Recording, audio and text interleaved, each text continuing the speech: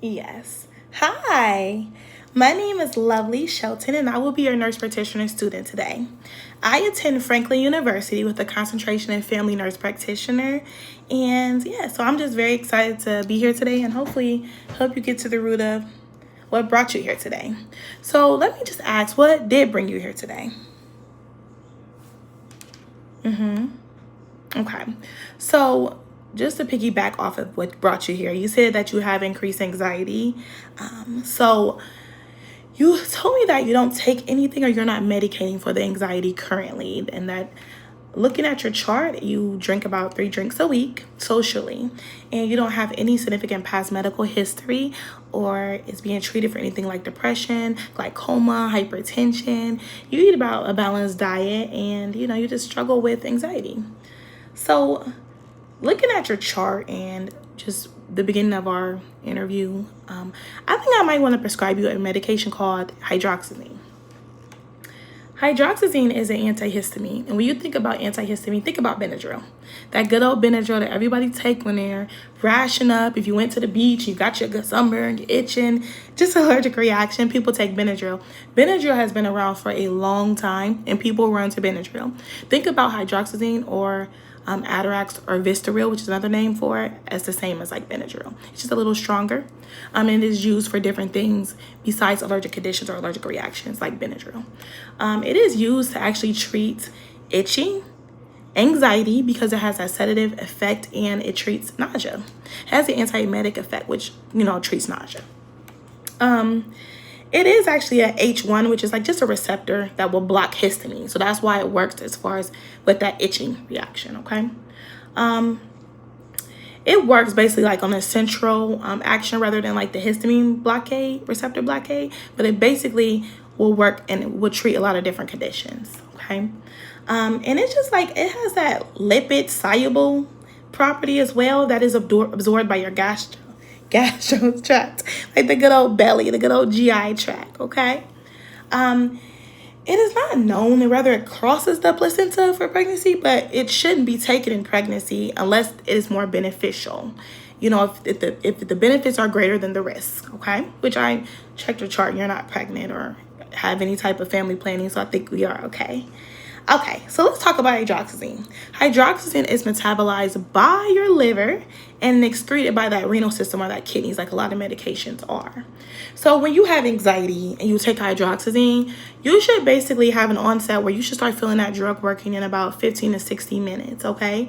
It isn't a peak, but it has a duration of about 4 to 6 hours. So it should be in your body. You should still be feeling less anxious about like 4 to 6 hours. And that's why I said like 8-hour window before you take another one. It has a half-life of 30 to 20 hours. So a little bit of that drug will be in your system within that time frame, okay? Besides feeling better with anxiety, what comes with this drug? Every time you take something, there's always something that comes with it as like an adverse reaction or adverse effect. So as far as hydroxyzine, it gives you that dizziness or sedative type of feeling where you feel drowsy. You can have dry mouth. You could be dizzy, have some weird coordination. So that's why you should not operate heavy machinery while taking this medication. You should just be in a position where you could just like rest or just calm down in that moment.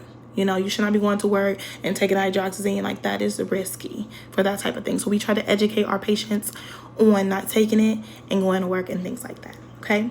It also has, it can cause you to have a headache, blurred vision, which is why we screen patients for glaucoma. And basically nervousness and tremors. You can also have an increase in agitation as well, and just feel more anxious. It has that GI effect too, where you can have a decrease or increased appetite. Which the decrease is always good, but the increase is kind of shocking for us. You can have nausea. You can have, you can have vomiting. You can have constipation or diarrhea. We don't know what we get. Everybody's body is different, okay? These medications are safe and effective. It has been proven, but we do provide this medication to patients that we feel it's good and would be more beneficial for. We use a lot of caution with patients with glaucoma, patients who have urinary issues, breathing issues, and things like that, hypertension, which you do not. You should not take this medication if you're being treated with like inhibitors, like a MAOI type of group of medications. A lot of people use or any type of medication that's similar to that because of that additive effect, okay? Which you do not have. Again, in pregnancy, we shouldn't use it. And when babies and newborns, these patients should not be taking that.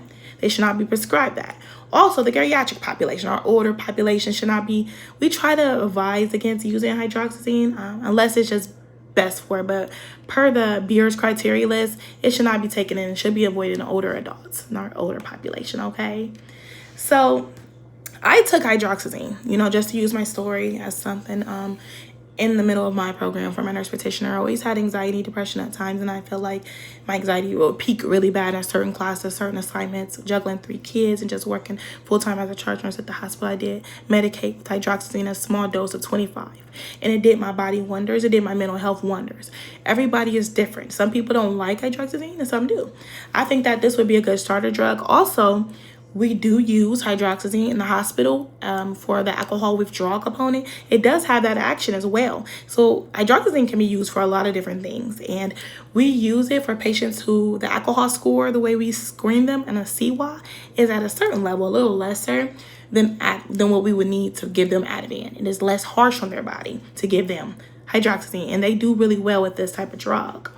It doesn't stone them out or make them feel really groggy, which is a good thing. You think you might want to take this medication? Okay, so I will prescribe it to you. I'm sending it right now to your pharmacy.